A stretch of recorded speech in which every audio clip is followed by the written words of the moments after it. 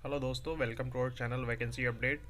तो जैसा कि आप देख रहे हैं, बीएसएससी के द्वारा जो 1218 कैंडिडेट का फॉर्म भरने के लिए जो आखिरी तिथि 4 अक्टूबर तक रखी गई है, और जो इनका रवैया है, यानी कि जो पुराने कारणों के कारण, यानी कि जिन त्रुटियों के कारण ये 1218 कैंडिडेट ऑलरेडी छूट गए थे, यानी कि कैटेगरी भरने में जो इनका कहना था कि कैटेगरी भरने में वहाँ पे सिलेक्शन सही से नहीं हो पाया क्योंकि जो सॉफ्टवेयर में त्रुटि थी।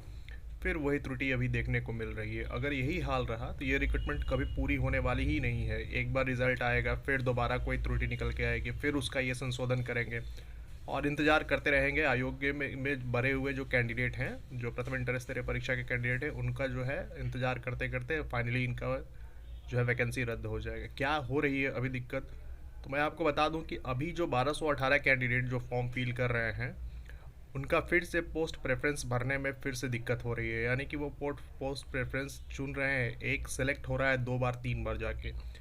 यानी कि अभी भी इन्होंने इतना गलती होने के बावजूद भी सॉफ्टवेयर को सही तरीके से मेंटेन नहीं किया है।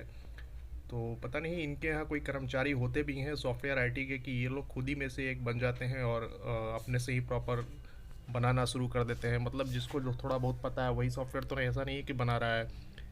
अगर इनके यहाँ प्रोफेशनल है तो फिर ऐसी त्रुटि हो क्यों रही है आखिर? आखिर ये कब तक चलता रहेगा? बाय द वे, फिर से आप 1218 कैंडिडेट का मेंस ले रहे हैं, फिर फिजिकल वगैरह ले रहे हैं और टाइपिंग स्किल वगैरह ले रहे हैं, और फाइनली फिर काउंसलिंग के समय फिर आपका कोई त्रुटि निकल के चला आएगा कि हाँ अब ये है, तो अब इतना कैंडिडेट फिर से आने वाले हैं जिनकी त्रुटि के कारण छूट गई थी।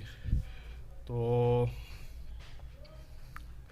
तो अभी भी जो है आयोग अपनी तरफ से लापरवाही है। इतनी गलतियां होने के बावजूद 7 साल 8 साल वैकेंसीज़ को हो गई हैं, लेकिन अभी भी दोस्तों इनका जो रवैया है वो वही का वही है। यानी अभी भी ये प्रॉपर वर्क नहीं कर रहे हैं। वो कहते हैं ना, ये सरकारी काम सरकारी तरीके का ही, तो बस उसी तरीके से ये लोग खींचे जा रहे हैं। मेन बात है कि इनका तो कुछ होना जाना है नहीं, वेतन तो आ रहा है ना, हर महीने बैठ के जा रहे हैं, वेतन तो ऑलरेडी इनके घर पहुंच जा रहा है। तो कोई फ़र्क इनको पड़ता नहीं है, ठीक है। अगर यही प्राइवेट एजेंसीज होती तो समझ में आता है, इनको प्रेशर पड़ता है। इनको कोई प्रेशर देने वाला तो है नहीं। देख ही रहे हैं कि आंदोलन करिए चाहे ट्विटर कैंपिंग चलाइए, किसी के कुछ होने वाला है नहीं। इनको पता है कि मेरा कुछ नहीं होने वाला है, वेतन मेरा आते रहेगा, कोई इशू नहीं है, कोई दबाव नहीं है।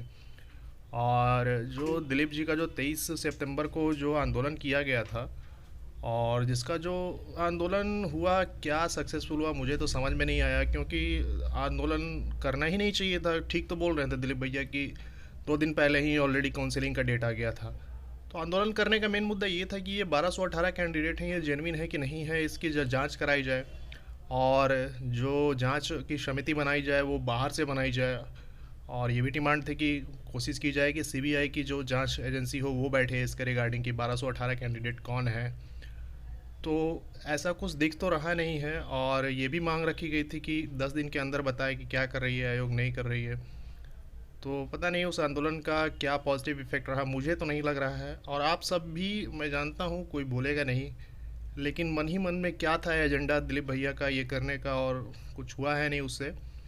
क्योंकि आयोग तो आंदोलन का डेट से पहले ही अपना मनसा बना के 1 डेढ़ महीने टाल के उसको काउंसलिंग का लेके चला गया।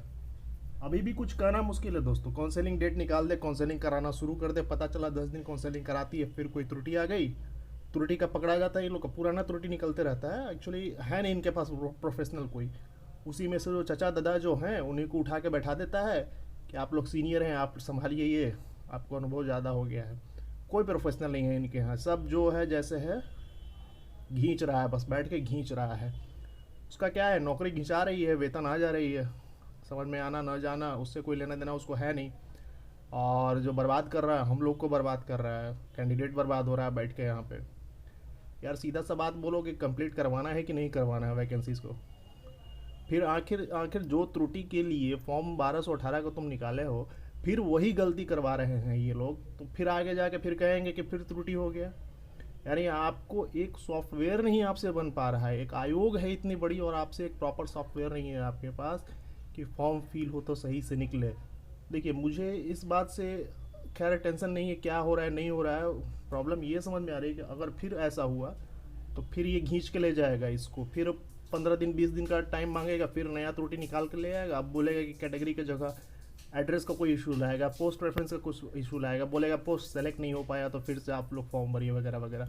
हज़ार इनके पास बहाने होते हैं, अपनी गलतियां निकाल के थोप देते हैं कैंडिडेट पे। और ये हर वैकेंसी में इनके साथ है, ऐसा नहीं कि इंटर स्तरीय। इधर जो हाल फिलहाल में वैकेंसी क्लियर किया मोटर व्हीकल इंस्पेक्टर का, उसमें भी इनका यही हाल था कि खींचे जा रहा था, खींचे जा रहा था, जब जाके लास्ट में 2016 से लेके अब जाके फाइनल 119 लोगों का ज्वाइनिंग दिया है। तो मुझे नहीं लगता कि ये आयोग एलिजिबल है रिक्रूटमेंट कराने के लिए। तो अगर गवर्नमेंट ये सब देख रही है तो उसको समझना चाहिए कि एक आयोग जो कि इतने सारे कैंडिडेट का कैरियर जिस पर डिपेंड करता है, वैकेंसीज मतलब अलग अलग विभाग को वैकेंसीज रिक्रूटमेंट करके देता है, वो खुद नाकाबिल है तो क्या काबिल कैंडिडेट को वो देगा अलग अलग विभाग में।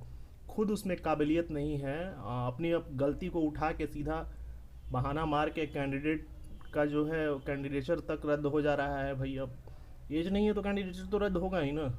अब दोबारा फॉर्म तो भर नहीं पाएगा कैंडिडेट, प्रथम इंटर स्तरीय वाला कैंडिडेट तो भाई बूढ़े हो गए, अब क्या फॉर्म भरेंगे वो लोग। तो मेरा कहना यही है कि आप लोग भी इस पे राय दीजिए कि ये क्या चल क्या रहा है, फिर से आखिर जो त्रुटि के कारण ये लटकाया है हम लोग को बैठा के, फिर कहीं लटकाएगा क्या आगे ले जाके। तो आज के अपने इस वीडियो में इतना ही रखते हैं, फर्दर अपडेट्स के लिए आप जुड़े रहिए चैनल से। Thank you very much.